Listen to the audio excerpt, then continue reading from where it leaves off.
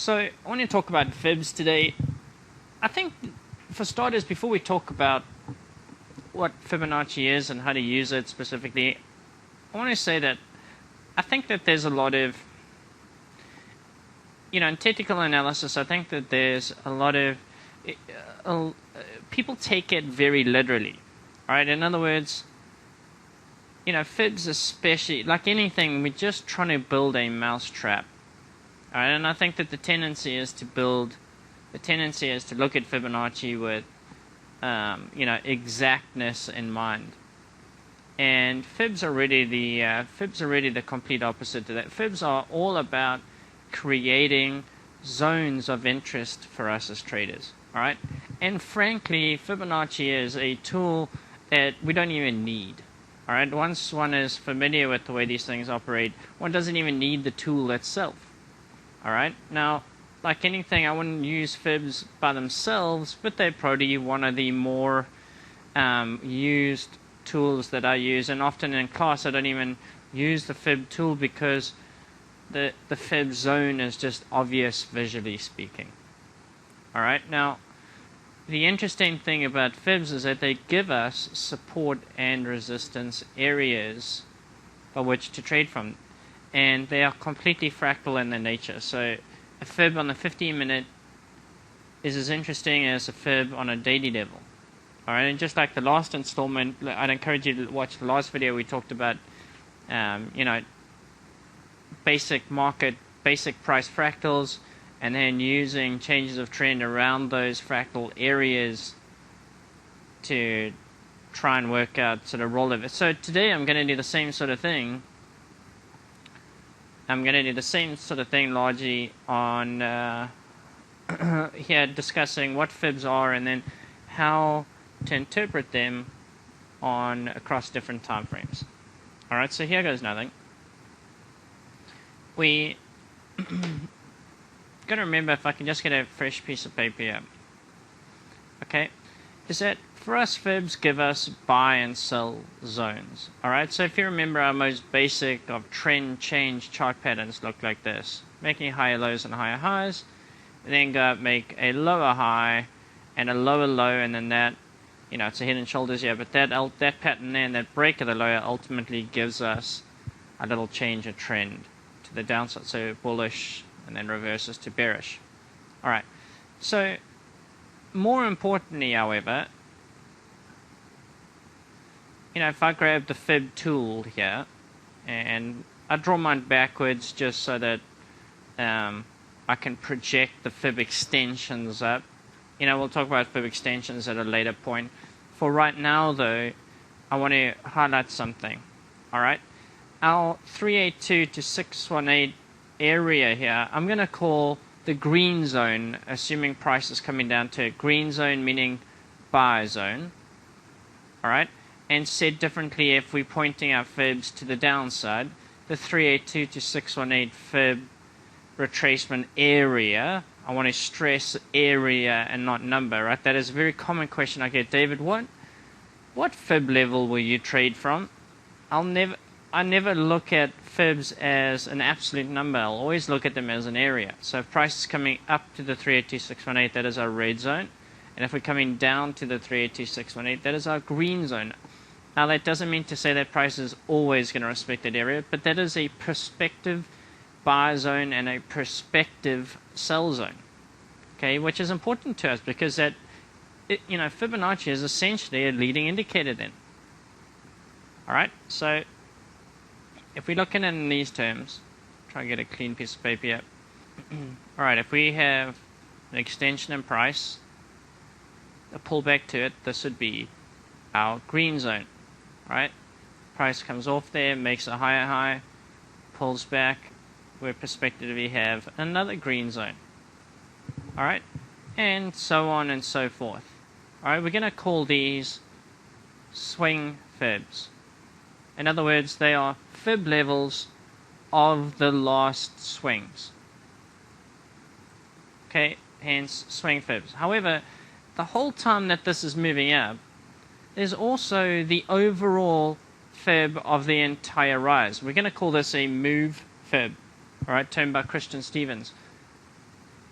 Okay, and this is a fib of the entire rise. Okay, that is a change of direction level of the entire rise. So we got swing fibs, and we got a move fib. In other words, a fib of the whole move. All right, and these are perspective areas of buying. Okay, now if price is going to reverse or drop down to that move fib, we're likely to see it do something like this. Make a fib of this drop, hence your lower high, we'll call that a red zone, and then drop down to that move fib area. Okay, that then will give us a swing fib red zone. However, it'll also give us a move fib red zone. Like this. Right? And if you've often wondered how buy and sell zone or how traps happen, right, wedges, this is what happens. Right? Price comes down to a green zone, bounces off it, comes up, creates, kicks off the little red zone, which is the fib of the drop. It then comes down and people buy the little green zone of this rise and buy it. And then they sell the little fib of the drop. Right? This little red zone here, the little swing fib of that drop. And before you know it, you have a price. You got this. That is how price traps are created. That's why they happen. Alright, that's why sometimes when you break out of this, you break out of it and fall on its face. Why? Because it's hitting a move fib of the drop. It's hitting this.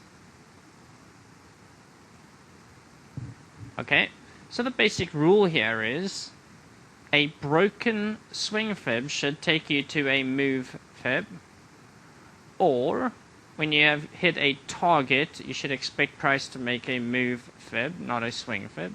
Or when you've hit a major level of support or resistance, you should expect a move fib, not a swing fib. So 3 rules to go by there. Okay, so bear in mind here, though, that each one of these little drops has its own corresponding red zone. Okay, price is not held there, but that is the potential failure point for these swings. So if price is going to roll over, it will likely happen from one of those areas. Okay, and in an uptrend, basically these little swing fib red zones, you might need to watch this video twice since there's a fair amount of information here. But basically, those little swing fib areas are where not to trade from. They are not areas, in my opinion, to short from. They are areas where not to trade from. So you're looking to buy at support with your green zones and sell at resistance in your red zones within the context of the prevailing trend or direction for that day. Okay, now, this is where people can get largely blindsided. Alright, because you can have, in this case, even if we're looking at, right, this is where I want to talk about specifically today. Alright, let's take our euro dollar for instance.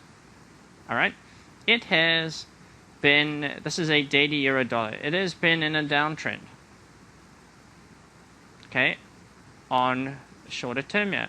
And notice how it's been making these swing fibs of these drops. Alright, so if I get rid of this 21-year May here a second, we'll even get rid of this 5-year May. Okay, if we're looking at this, and I put a line chart on it, right, notice how it's been making little swing fib red zones here. Swing, swing, swing, swing, swing, and now it's trying to do it again.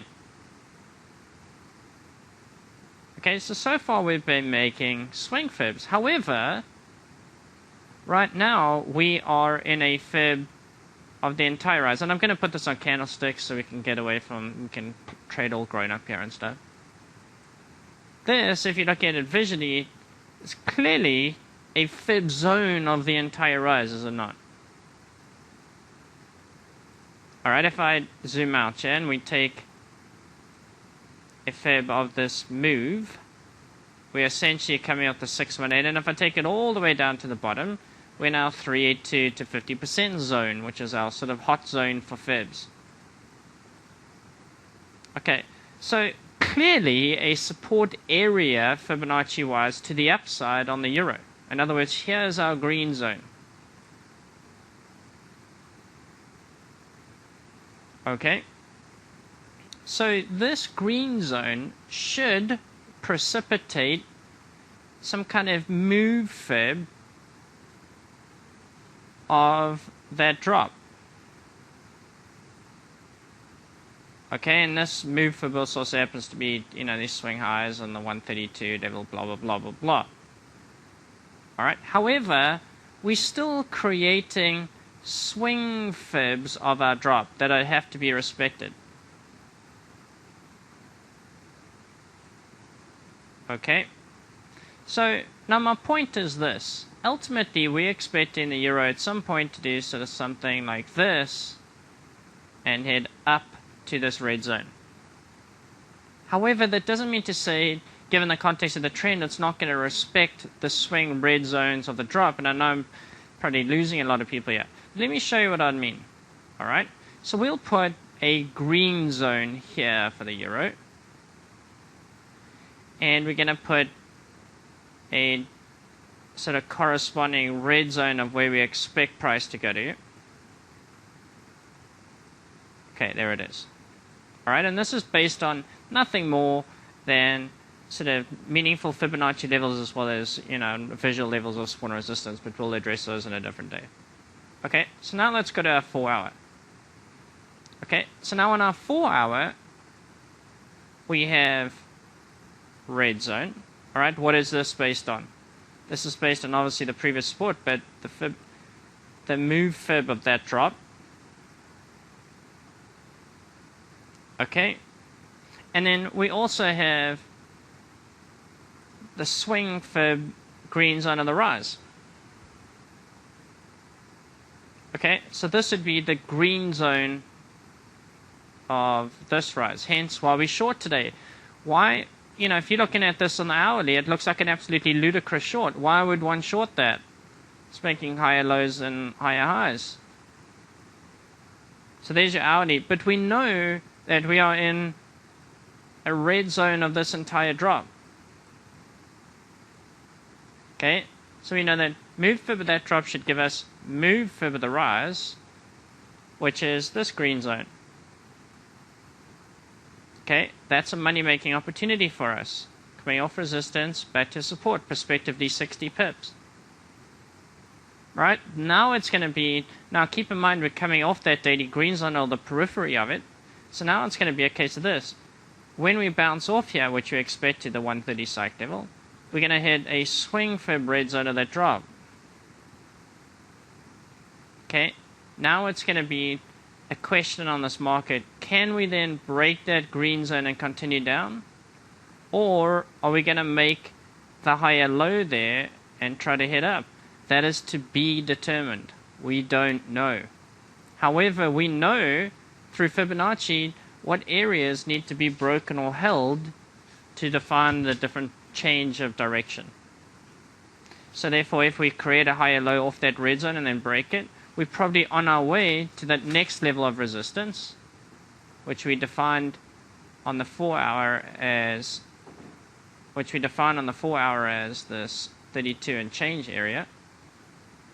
And if we're able to break below that 130 level, where are we going? Into the deeper part of this green zone, which is 2840. All things defined by Fibonacci use. So therefore we can draw up different scenarios for how this could potentially look. Alright? So a bullish, or rather a bearish scenario, one would be selling this area, which we have, and potentially as a bull buying this area as a sort of fib of the rise. Okay, so this gives us two potential scenarios for what could happen here based on Fibonacci. Alright, so as a bear, you'd like to see this. Okay. all logical levels, all logical bounces of support and resistance based on Fibonacci. Okay, and that's what I'm hoping to play for. Okay, this is a red zone, in other words, the fib of this whole drop. This is a bounce off the green zone of the rise to a swing fib red zone of the drop. It also corresponds to these swing highs. That then comes down, breaks that green zone, retests it now as a red zone, and drops to the major daily support. Okay, and hence why I'm short at the resistance level, not the support level. Because when it gets to the support level, I can simply lock my stop in at break even, and then even if I'm wrong, I'd typically go break even or small loss, right? So what would be the bullish scenario here? Okay, the bullish scenario would be this. Comes down, right?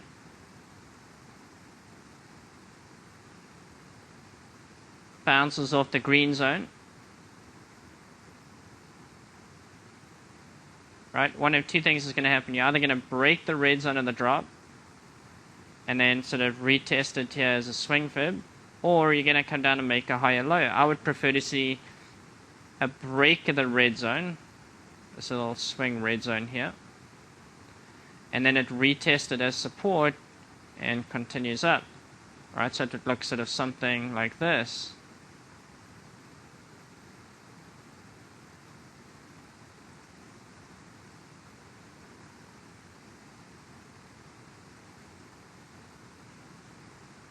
Okay, and then up she goes.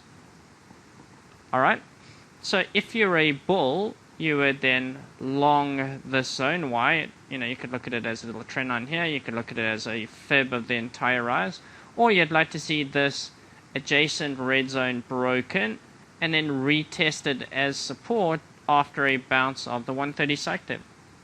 Okay, all of these zones are simply defined, if I can zoom out a notch, simply defined by the longer term support and resistance, i.e. red zones and green zones, and then looking at the shorter term stuff here, just in this case is the hourly, red zone, green zone, and then looking for the next level of support and resistance and price action as it relates to that.